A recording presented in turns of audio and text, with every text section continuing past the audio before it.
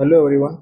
Today we'll be discuss about that the neurological system. In neurological system, some disorders I will explain you today. Okay, so, first one is meningitis, and second one is encephalitis. Okay, so meningitis and encephalitis, there are two different type of neurological disorders in present in children. Okay, so I will discuss now one by one. Okay, so first one I will see meningitis. So meningitis in baby, so you will be see the symptoms. Okay, the body structure of baby. Okay, after that the delivery you will be see some abnormal symptoms related to neurological system. Okay, so that is the cause of the some neurological system or disorders in present in children. Okay, so meningitis baby, so there are the tense bulging spot present in the head. Okay, so it is a normal anatomy of brain and spinal cord. So it is a related of connect. It is a abnormal condition formation in spinal cord and your brain. Okay, so that is the cause of the meningitis. Okay, so it is a related disorders in your neurological systems. Okay, so brain and the spinal cord are bacterial infections is also there. Viral infection is also there. Okay, some pathological infections is also there present in your brain and your spinal cord. So that is the called you will be called as a disorders of meningitis. Okay, so first one, definitions of meningitis. Meningitis, it is the infection and the inflammations of the meninges covering of the brain and the spinal cord. So durameter, aracoids, and the pyometer, and 1 minute, and cerebrospinal fluid. Okay, so in meningitis there are the brain covering. Okay, inflammations present in the brain covering and the spinal cord. Okay, so like including in your durameters, your arachnoids, your pyometers, and your cerebrospinal fluid is also affected. Okay, so that is you will be called the meningitis. Okay, so meningitis मध्ये काय आहे, simple लक्षात ठेवा, inflammation होणार कुठे मेनिंजस मध्ये. Okay, मेनिंजस हा कुठं असतो, covering of the brain. Okay, ब्रेनच्या कव्हरिंग मध्ये. त्यानंतर स्पायनल कॉर्ड मध्ये प्रेझेंट असू शकतो. ओके, त्यामध्ये खूप सारे टाईपचे, त्यामध्ये 3 टाईप आहे. एक बॅक्टेरियल इन्फेक्शन आहे, व्हायरल आहे, आणि पॅथॉलॉजिकल इन्फेक्शन आहे. ते प्रेझेंट अफेक्ट करणार तुमच्या ब्रेनला आणि तुमच्या स्पायनल कॉर्डला. ओके, त्यामध्ये अजून कोणाला कुठे कुठे करणार affect, dura maters, arachnoids, pia mater and the cerebrospinal fluid. Okay, so त्याला आपण काय बोलतो, मेनिंजायटिस. तर मेनिंजायटिसचे आपण साइन अँड सिम्पटम्स या ठिकाणी बघू. सो मेनिंजायटिसचे साइन अँड सिम्पटम्स का, स्टिक नेक. ओके, बेबीची नेक कशी असणार, स्टिक नेक असणार. ओके, ज्यावेळेला तुम्ही बेबी बघणार मेनिंजायटिसचा आहे, सो त्याला प्रॉपरली स्टेबलायझेशन त्या ठिकाणी भेटणार नाही. ओके, ज्यावेळेला तो नेकची स्टेबलायझेशन त्या ठिकाणी त्याला भेटणार नाही. ओके, सो त्याला हेवीनेस वाटणार येईल त्याच्या हेडमध्ये. ओके, त्यानंतर हेडॅक. ओके, सिव्हिअर फॉर्मेशन किंवा सिव्हिअर मध्ये सिव्हिअर रेंज मध्ये त्याला हेडॅक आपल्याला बघायला भेटेल. ओके, सम चाइल्ड मध्ये माइल्ड सुद्धा असतो, कोणाकोणामध्ये सिव्हिअर सुद्धा कंडिशन आपल्याला बघायला भेटू शकते हेडॅकची. त्यानंतर हाय ग्रेड फिवर त्या ठिकाणी त्याला प्रेझेंट असतो. Okay, high grade fever like 39 degree Celsius to 40 degree Celsius पर्यंत आपल्याला हाय ग्रेड फिवर त्या ठिकाणी बघायला भेटतो इन चिल्ड्रन्स मध्ये आणि ॲडल्ट मध्ये सुद्धा. त्यानंतर ओमिटिंग. ओके, एक्सेसिव्ह ओमिटिंग तो त्या ठिकाणी करणार, दिवसातून तो 3 to 4 एपिसोड्स ऑफ वॉमिटिंग त्या ठिकाणी करणार. ओके, सो हे एक साइन अँड सिम्पटम्स आहे मेनिंजायटिसचे. त्यानंतर लाईट सेन्सिटिव्हिटी, ज्यावेळेला तो लाईट मध्ये जाणार. ओके, सो एक डार्क रूम मध्ये तो जास्त कम्फर्टेबल असणार. सो ज्यावेळेला आपण लाईट टर्न ऑन करणार, सो त्याला जास्त लाईट सेन्सिटिव्हिटी त्या ठिकाणी त्याला भेटणार. ओके, सो त्या ठिकाणी त्याला हेडॅक सुद्धा होणार आणि आयला ब्लरी विजन सुद्धा त्या ठिकाणी त्याला दिसून येणार. ओके, ड्राउझीनेस और कन्फ्युजन. ओके, सो त्याला कन्फ्युजन जास्त असणार. ओके, ड्राउझीनेस, स्लीपीनेस जास्त असणार. ओके, म्हणजे टायर्ड सुद्धा तो ठिकाणी आपल्याला बघायला भेटणार आणि तो कन्फ्युजन असणार. ज्यावेळेला आपण त्याला एखादा क्वेश्चन्स विचारू, ओके, त्याला ऍटलिस्ट इन्फॉर्मेशनसाठी त्याला आपण बेसिक कन्सेप्ट किंवा कम्युनिकेशन्स विचारू आपण त्याला जस्ट नॉर्मल रिगार्डिंग त्याच्याबद्दल. सो त्या ठिकाणी तो फुल्ली कन्फ्युजन असणार आहे चाइल्ड. ओके, त्यानंतर जॉईंट पेन. ओके, सम बॅक्टेरियल पेन असेल, म्हणजे बॅक्टेरियल इन्फेक्शन असेल किंवा व्हायरल इन्फेक्शन असेल, सो त्या ठिकाणी सुद्धा अफेक्ट करणार आपल्या इन्फ्लमेशन ऑफ बोन. ओके, बोनवर इन्फ्लमेशन होऊ शकतं, त्यामुळे जॉईंट पेन सुद्धा त्या ठिकाणी आपल्याला बघायला भेटू शकतो. फिटिंग. ओके, फिटिंग ऑफ म्हणजे काय, तो एकच सेम पोझिशन मध्ये आपल्याला बघायला भेटू शकतो. 2 to 3 आवर तो पोझिशन चेंज करू शकत नाही सम केसेसमध्ये. ओके, त्यानंतर पॉझिटिव्ह एजंट कोण आहे मेनिंजायटिसचा? नेसरिया मेनिंजायटायडिस. ओके, सो नेसरिया मेनिंजायटिस काय आहे? हा एक पॉझिटिव्ह एजंट आहे जो की अफेक्ट करतो आपल्या ब्रेनवर, ओके, आपल्या स्पायनल कॉर्डवर. इन्क्युबेशन पिरियड किती आहे याचा? 2 to 10 days. Okay, incubation period किती आहे? 2 to 10 days. आणि हिमोफिलियस इन्फ्लुएन्झा हा सुद्धा अफेक्ट करणार. सो याचं इन्क्युबेशन पिरियड किती आहे? 1 to 4 days. Okay. Enter virus हा सुद्धा अफेक्ट करणार, व्हायरस सुद्धा अफेक्ट करणार. लाईक इन्क्युबेशन पिरियड किती याचा? 3 to 7 days. ओके. या ठिकाणी पॉझिटिव्ह एजंट कोणते बघितले आपण? फर्स्ट नेसरिया मेनिंजायटिस. ओके, हा एक बॅक्टेरियल इन्फेक्शन आहे. ओके, त्यानंतर हा इन्फ्लुएन्झा म्हणजे हा सुद्धा एक बॅक्टेरियल इन्फेक्शन आपण त्याला बोलू शकतो, किंवा पॅथोजेनिकल इन्फेक्शन आपण त्या ठिकाणी त्याला बोलू शकतो. आणि एंटर व्हायरस हा व्हायरस आहे. सो हा सुद्धा अफेक्ट करणार आपल्या ब्रेन आणि स्पायनल कॉर्डच्या सिस्टमवर. ओके, त्यानंतर आहे नकल रिजिडिटी, म्हणजेच की it is a inability to flex the head forward due to rigidity of the neck muscles. Okay, so तो प्रॉपरली जो त्याचा हेड आहे तो फॉरवर्डली करू शकणार नाही. का? कारण की रिजिडिटी प्रेझेंट असणार, त्याचे मसल्स त्या ठिकाणी प्रॉपरली वर्क करणार नाही. ओके, नेकचे muscles. If flexions of the neck is painful but full range of motions is present, nuchal rigidity is absent. Sometimes मध्ये काय होणार की ज्या वेळेला तो नेकचं जर पेनफुल करत असेल, ओके, रेंज ऑफ मोशनच्या टायमिंगला तो प्रेझेंट सुद्धा असू शकतो. रेंज ऑफ मोशन कसं की रोटेट ऑफ हेड, हेड तो रोटेट करू शकतो. ओके, त्यानंतर रिजिडिटी त्या ठिकाणी आपल्याला अब्सेंट दिसू शकते. कर्निक साईन, कर्निक साईन ही साईन आपण चेक करतो इन चिल्ड्रन्समध्ये, की आपण चेक करणार की या ठिकाणी बेबीला कोणत्या साईडला पेन होते. सो त्यामुळे अफेक्शन असणार आहे ब्रेनमध्ये, किंवा मेनिंजायटिस त्या ठिकाणी त्याला प्रेझेंट असणार आहे. So it is a positive when the legs is bent at the heap and नी at 90 degree angles and subsequent extension in the knee is painful leading to resistance. Okay, so या ठिकाणी आपल्याला जो नी आहे तो 90 degree मध्ये straight करायचा, बेंड करायला लावायचा त्याला. ओके, सो लेग ज्या वेळेला बेंड होणार, हिपवर प्रेशर पडणार, हिपवर प्रेशर पडल्यामुळे काय होणार, त्याला जास्त पेनफुल इव्हेंट त्या ठिकाणी त्याला बघायला भेटणार. ओके, पेन त्याचं इन्क्रीज होणार.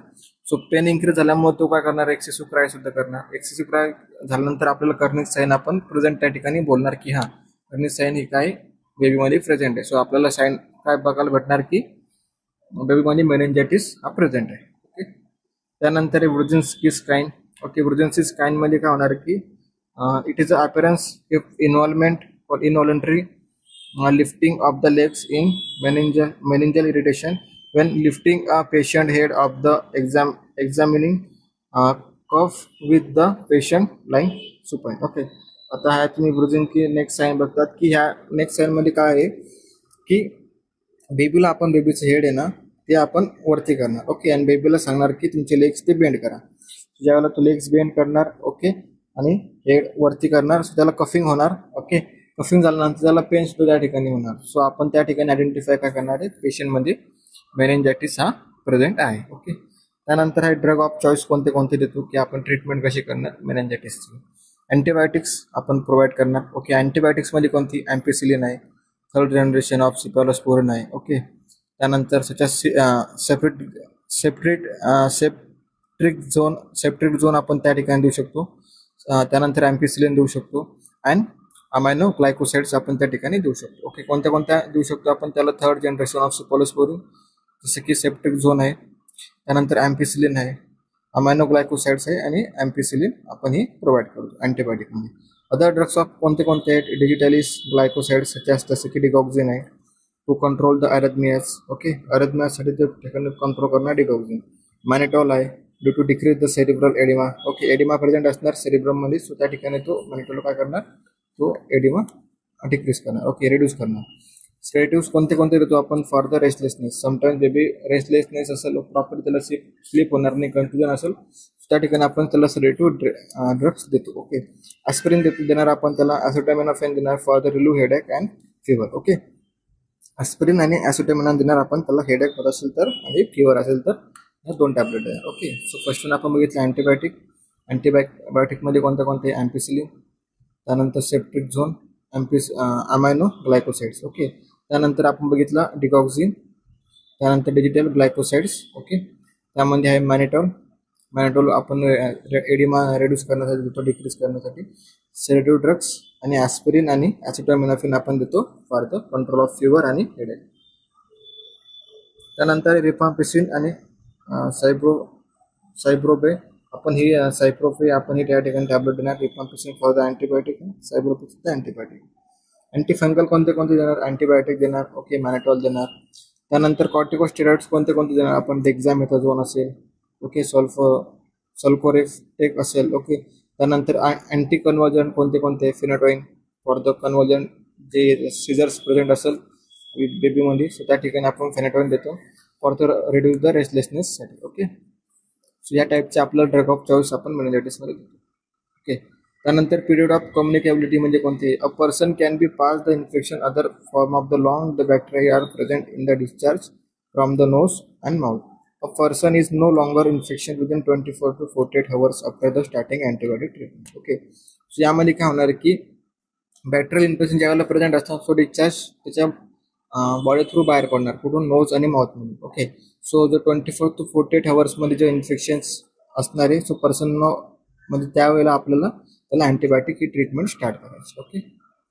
आता मेथड्स ऑफ कंट्रोल कोणते कोणते आहेत? Encourage personal hygiene, specially in the practice of hand washing असेल, ओके. बेबीला आपल्याला हँड वॉशिंग करायला लावायची, कारण की बॅक्टेरियल इन्फेक्शन स्प्रेड होणार नाही. Keep hand clean and wash hand properly, okay. Wash hand when they are directly by the respiratory secretion, जसं की example for after the sneezing, त्या ठिकाणी आपल्याला हँड वॉशिंग करायला लावायची.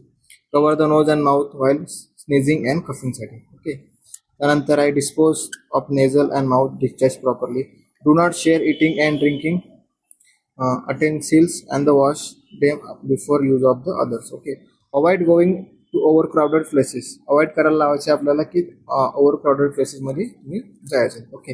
नैसर्गिक meningitis, okay, meningitis, household contact and the others who have to had close personal contact with the infected person are recommended to receive the preventive antibiotic while kill bacteria leaving the nose and throat secretion, okay.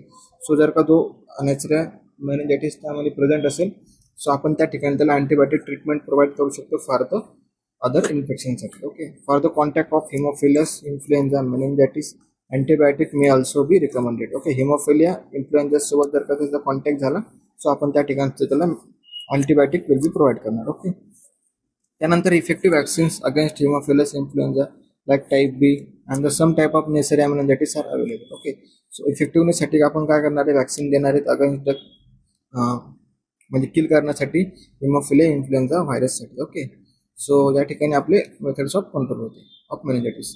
त्यानंतर Haemophilus influenza type बी कोणता आहे तर आपण या ठिकाणी बघू. Haemophilus influenza type B, HIV, is a bacterial that can be infected the other lining of the brain causing for the मेनिंजायटिस.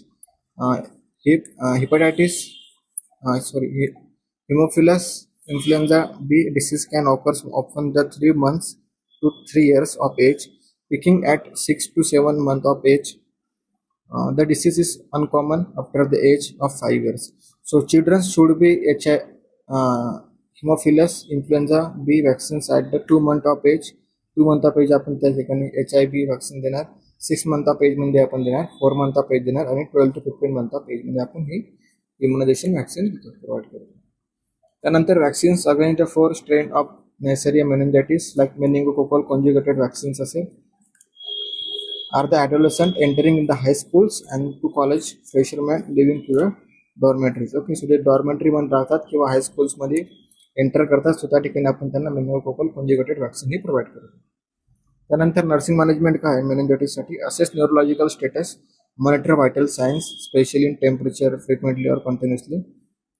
Pulse oximeter असेल आपण त्या ठिकाणी चेक करायचं saturation level. Arterial blood gas त्या ठिकाणी आपल्याला चेक करायचा आहे बेबीचा फॉर द आयडेंटिफाय करण्यासाठी लवकर, okay. Respiratory support for the increase करणार आपण ज्यावेळेला सपोज जर ऑक्सिजनची डेफिशियन्सी असेल तसं आपण प्रोव्हाइड करणार oxygen. Institute other cooling measures such as जसं की TSB, okay.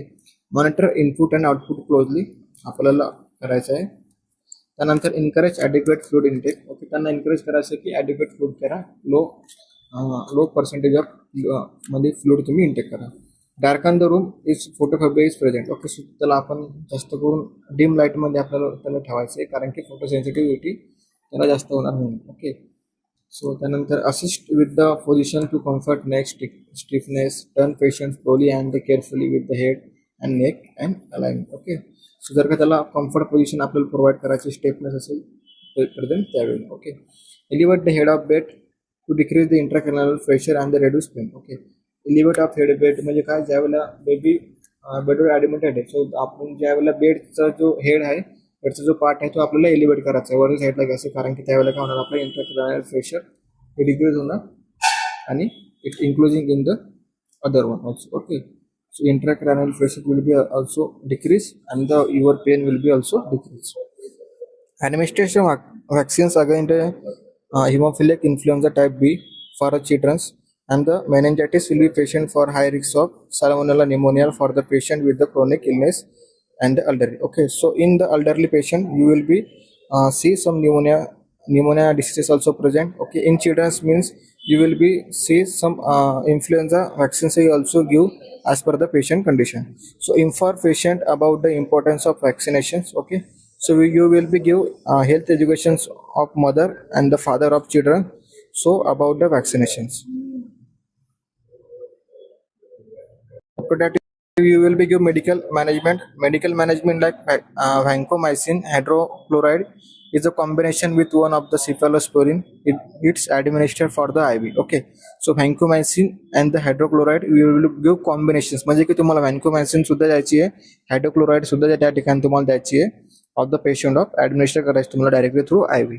डेक्झामेथाझोन like Decadron. Okay, so dexamethasone तुम्हाला त्या ठिकाणी ॲडमिनिस्टर करायची पेशंटला. Okay, dehydrations and the shock are treated with the fluid volume expander. Okay, so dehydration present असेल चिल्ड्रन्समध्ये, shock present असेल, तुम्ही त्या ठिकाणी फ्लूइड त्याला ॲडमिनिस्टर करू शकता. Phenytoin Dilantin and the treatment for seizures it offers. Okay, so phenytoin काय करणार की ट्रीटमेंट ऑफ सिजरसाठी हेल्पफुल असणार. ओके, डायग्नोस्टिक प्रोसिजर कोणत्या आहेत, लंबार पंक्चर आपण त्या ठिकाणी करणार, increase protein and WBC low sugar लेवलसाठी. ओके, सो लंबार पंक्चर आपण त्या ठिकाणी करणार, लंबार पंचर सॅम्पल आपण कलेक्ट करणार आणि त्या ठिकाणी आपण एक्झामिनेशन करणार for the CSF means cerebrospinal fluid आपण त्या ठिकाणी कलेक्ट करून त्या ठिकाणी एक्झामिनेशन करणार आहोत. शुगर लेवल किती आहे, WBC किती त्यामध्ये आणि प्रोटीन किती आहे. Okay, so it is a check for the organism known as the cause of illness. का, कारण की आपल्याला इलनेस त्या ठिकाणी फाइंड आउट करायचं. ब्लड कल्चर त्या ठिकाणी आपण करणार. A blood culture is a test or a sample of blood to check for a bacteria in a bloodstream. Okay, जर का ब्लड स्ट्रीममध्ये जर का बॅक्टेरिया प्रेझेंट असेल, so we will be take collect of sample from the children's and you will be examinations on the diagnosis. Okay, so it may be done if a doctor suspected a blood infection. Okay, so doctor suspect केलं त्यांनी blood infection त्या ठिकाणी present आहे, so blood culture may be helpful for the determining the specific bacteria causing like infections and the selecting in appropriate antibiotic to treat. Okay, so blood culture आपण collect केलं त्या ठिकाणी आपल्याला examine होणार की which type of bacteria will be affect on your body. Okay, so त्या ठिकाणी काय करणार आपण selective treatment will be follow करणार. Okay, as per the patient condition. Imagining x-ray CT scan. Okay, x-ray आणि CT scan means computerize tomography आपण त्या ठिकाणी करणार आहेत. ओके, का करणार आहेत फॉर द हेडची. ओके, हेडची आपण करणार त्या ठिकाणी आपल्याला एक्झामिनेशन करणार आहे आपण which layer will be inflammation in our brain and spine. Okay, chest और sinuses may be reveal swelling और इन्फ्लामेशन्स. चेस्ट आणि सायनसेस काय होणार, आपले जे पण फेसवर प्रेझेंट असतात तर त्या ठिकाणी स्वेलिंग होणार, त्यांची इन्फ्लामेशन्स होणार. Okay, so this test can be also helpful your doctors look for infections in other areas to the body. It may be associated with the meningitis. So mode of transmission like both viral meningitis and bacterial meningitis can be transmitted through the direct contact with the nose, throat secretions of infected person. Okay, त्या ठिकाणी viral मेनिंजायटिस, bacterial मेनिंजायटिस हे transmitted होणार directly contact जर का असला आपला nose आणि throat secretion सोबत विथ द पेशंट जर का त्या ठिकाणी इन्फेक्टेड आहे ड्रॉपलेट फॅक्टरनी. Okay, healthy person who have no sign of illness can carry this bacteria in the nose और throat. Upper respiratory tract. Okay, upper respiratory ट्रॅकमध्ये काय असणार, सम कॅरी करणार होतं bacterial infection. Okay, so nose थ्रोमध्ये. Okay, थ्रोटमध्ये. त्यानंतर viral meningitis can also transmitted through the फिको. ओके, सो ज्यावेळेला आपण युरिन पास करतो, स्टूल पास करतो, त्यानंतर आपण प्रॉपरली हँडवॉश करत नाही, सो त्यामुळे सुद्धा आपल्याला हा व्हायरल मेनिंजायटिस हा होऊ शकतो. ओके, सो ही पॅथोफिजिओलॉजी आहे मेनिंजायटिसची. मी इन डिटेल एक्सप्लेन करणार नाही, आपल्याला एवढी इम्पॉर्टंट नाही. ओके, या ठिकाणी तुम्हाला समजलं आहे की मेनिंजायटिसचं मिनिंग काय. ओके, सो या ठिकाणी पॅथोफिजिओलॉजी आपण बघून गेला गेलो तर नेसोफॅरेंजियल कोलोनायझेशन. ओके, लोकल इन्व्हेजन, बॅक्टेरिया म्हणजे की बॅक्टेरियल इन्फेक्शन त्या ठिकाणी एंटर होणार. एंडोथेलियल सेल इंजुरी होणार. ओके, जी एंडोथेलियल सेल आहे त्या ठिकाणी इंजुरी त्या ठिकाणी फॉर्मेशन होणार. मेनिंगल इन्व्हेशन होणार. ओके, सब ॲरेक्नॉइड स्पेस इन्फ्लेमेशन होणार. सब ॲरेक्नॉइड स्पेस कुठे असणार आपल्या ब्रेनमध्ये. CSFचं आउटफ्लो रेजिस्टन्स इन्क्रीज होणार. CSFचं प्रोडक्शन जास्त वाढणार. ओके, इंटेस्टिनल एडिमा त्या ठिकाणी आपल्याला बघायला भेटणार. ओके, त्यानंतर इन्क्रीज इंट्राक्रॅनियल प्रेशर. ओके, ICP आपण त्याला बोलतो. इंट्राक्रॅनियल प्रेशर आपल्या हेडमध्ये इन्क्रीज होणार. Also decrease the cerebral blood flow. Okay, so त्यामुळे आपल्याला मध्ये काय बघायला भेटणार, मेनिंजायटिस. सो ह्या ठिकाणी आपला हा टॉपिक होता मेनिंजायटिसचा. सो आय होप की तुम्हाला सगळ्यांना समजलं असेल. आपण मेनिंजायटिस मध्ये बघितलं सगळ्यात अगोदर डेफिनेशन ऑफ मेनिंजायटिस कशामुळे होतो, व्हायरल असेल, बॅक्टेरियल असेल आणि पॅथोजन असेल.